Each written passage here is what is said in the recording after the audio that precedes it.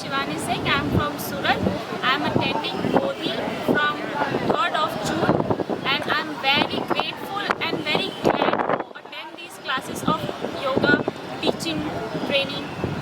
So I am very happy because of transformations what I have.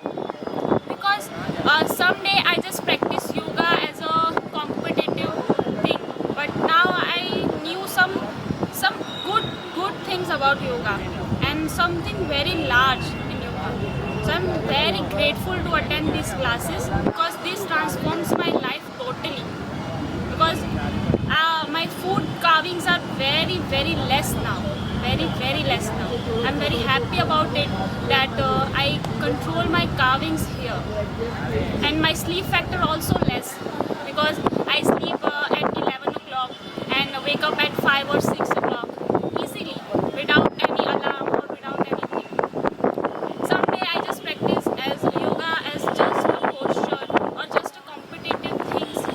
But now I understand that not just yoga is a posture or position taking thing, but it is vast variety of things like food habits,